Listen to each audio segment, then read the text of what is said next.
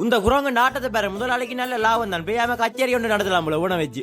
நண்பர்களே, ஒரு மாதிரி அவங்க எனக்கு போட்டு ஸ்கெட்சு கால தப்பிச்சுட்டு பாதுகாப்பா வேலைக்கு வந்துட்டேன். Attention, left right left, left right left.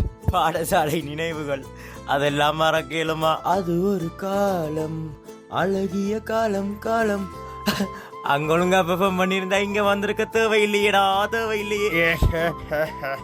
எல்லாம் அவளால் வந்தது. எங்கட கட்டிட வேலைக்கு தண்ணி ரொம்ப முக்கியம். வெயில் தண்ணி ரொம்ப முக்கியம். தண்ணியும் இல்லாட்டிக்கு செத்து மடிய வேண்டியதுதான். வேலைக்கு வந்த உடனே முதல் வேலை இதுதான், தண்ணி எடுத்துக்கொண்டு வரதான் எங்கட முதல் வேலையே. வீட்டை இருந்து ஒரு 8 கிலோமீட்டர் வரும் எங்கட வேலைத்துல. மாறி மாறி எங்க வந்தாலும் தண்ணி விடையாதான் கிடக்குது. வீட்டை விடிய குளிக்க வந்ததுக்கு வடிவா தண்ணி குடிக்கிற சாட்டில் வடிவா குளிச்சுட்டு வந்த உடனே நிக்க விடுறாங்களா பேர், கிளவையை போடு உழவையை போடணும்னு நிக்கிறாங்க. ஐயையோ, அப்படி கிளவையை போட்டாலும் மண் பத்தாது சீமெந்து பத்தாதுன்னு நிப்பாங்களா பாவங்க. அகில உலக சூப்பர் ஸ்டார் சிவாண்ட தமிழ் படத்துல வில்லன் ஹீரோயினுக்கு துப்பாக்கி சுட்டதுமா அந்த குண்டு வந்து ஹீரோயினை தாக்குறதுக்கு முன்னம் சிவா 58 வேலை பார்த்துட்டு வெறுமில்லோ.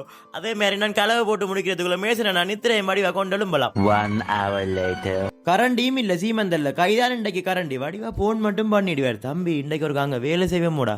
எங்கட முதலாளின்ற வேலை தளர்ந்தானப்பா 2-3 ஆயுதங்களை வச்சு ஒரு கட்டிடத்தை எழுப்பி விட்டுருவோம். நான் வேலைக்கு வேற முன்னம் அண்ணா இப்படி செங்கல் அட்டி போட்டு அடுக்கி வச்சிருக்கிறாரு பாத்தீங்களோ. அண்ணாண்ட செங்கல் அடுக்குக்கு தான் காசப்பா. நானும் வேலையை செய்ய மாட்டேன். அண்ணாவோட சேர்ந்து கரண்டியை பிடிச்சோ நிக்கிறதா. ஒரு மேசனுக்கு ஒரு கூலிதான். வேலை தெரிஞ்சாலும் இப்படி தான் நிக்கணும். இஞ்ச பெம்பலா இருந்தா நாளைக்கு சந்திப்பம் என்ன கொஞ்சம் கடுப்பாட்டு கூட எடுத்து போட்டேன் வீடியோ.